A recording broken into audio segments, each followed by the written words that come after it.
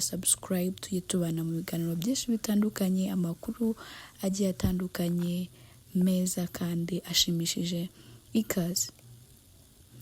Haravugwa iki rero? Uyu munsi mu nama y'abaminisitiri yateranye, Sandrine Isheja Butera, umunyamakuru ukunzwe cyane, akaba umushyushyarugambakazi mu birori bitandukanye, akaba yagizwe umuyobozi mukuru wungirije w'urwego rw'igihugu rw'itangazamakuru RBA.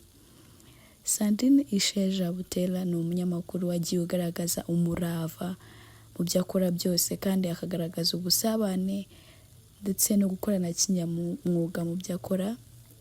None kuri ubu akaba yagizwe umuyobozi wungirije w'urwego rw'igihugu rw'itangazamakuru RBA, akaba azaba yungirije Cleophas Barore wari usanzwe ari umuyobozi mukuru w'icyo kigo cy'igihugu cy'itangazamakuru RBA. Sandrine Isheja Butera yagiye agaragara akenshi ari MC cyangwa se umushyushyarugambakazi ukaze cyane mu Rwanda ndetse no hanze yarwo. Sandrine Isheja Butera yagiye yegukana ibihembo bikomeye cyane nk'umunyamakuru w'umugore w'umwaka, kandi ikindi azwiho cyane ni ukuba ari umuntu ufite ijwi ryiza cyane, akaba yakoraga kuri Kiss FM aho yatangiriye ako kazi guhera mu mwaka wa 2010. Sandrine Isheja Butera ni umugore wubatse kandi akaba afite, kuri ubu akaba yari afite abana 3. Uyu munyamakuru Sandrine Isheja Butera, ikintu tumuziho cyane ni uko ari umunyamakuru ukunda gusabana cyane, umunyamakuru ugira urugwiro, umunyamakuru ugira umuhate mu byo akora, kandi umunyamakuru ukunda akazi ke. Sandrine Isheja Butera ni umunyamakuru ukunzwe cyane mu Rwanda ndetse no hanze yarwo, kandi akaba yaragiye abigaragaza kenshi ndetse n'abantu babimugaragariza kuri ubu nk'aho akurikirwa n'abantu bagera mu 500,000 kuri Instagram, ndetse n'abandi bamukurikira cyane benshi kuri rubuga rwa Twitter cyangwa se ikizwi nka X. Sandrine Isheja Butera ni umunyamakuru kandi wakoze ku maradiyo atandukanye nka Isango Star, yabanjirije kuri Radio Salus, ajya kuri Isango Star, nyuma aza kuza kuri Kiss FM, ariho n'ubu ngubu yari agikora. Yaje gukorana rero n'abanyamakuru batandukanye uwo tuzimo nka Rutul, bakoranye igihe kingana mu gihe cy'imyaka 3. Kuri ubu akaba yari asigaye akorana n'abanyamakuru aribo Andi Bumuntu ndetse akaba n'umuhanzi hamwe n'umunyarwenya Rusine Patrick.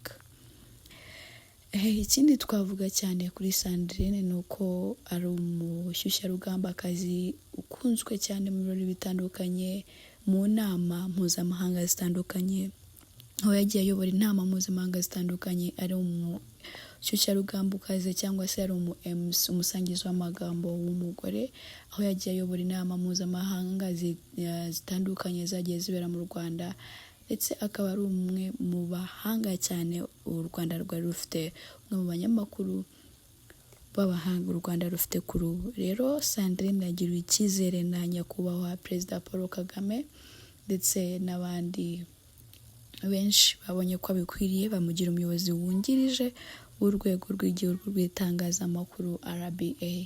Reka rero dusoze tumwifuriza amahirwe masa kuko Sandrine arabikwiye, kandi Sandrine ni umunyamwuga, kandi dukomeze tumwifuriza akazi keza muri ibi byose agiye mu kazi gashya agiye gutangira, kandi twihanganisha umuryango mushya wa Kiss FM yari yarazaniye abafana benshi. Kuri ubu akaba navuga ko abasezeye, ariko nanone ni intsinzi ikomeye kuko abaye promoted cyangwa se yongerewe umwanya w'akazi bimuzanira iterambere.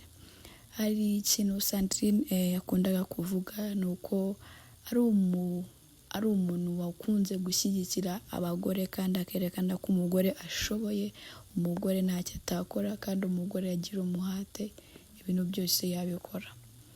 Sandrine ni umuntu wakundaga ibyo akora, ni umuntu kandi ukunda ibyo akora n'ubu ngubu cyane cyane, kandi akaba yita cyane ku cyo nakita nka women empowerment, cyangwa se guteza imbere umugore, akaba ari byo yagiye bimurangaho cyane kandi akabigaragaza cyane no mu kazi akora, aho agenda cyane agaragaza ko ijwi ry'umugore rirashoboye.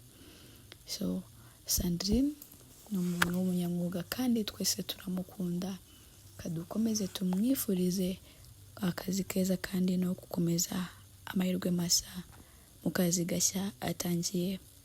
Iyi ni The Shinex. Subscribe niba utarigeze ukanda subscribe. Dukomeze tubane ndetse no mu biganiro bitandukanye biri imbere.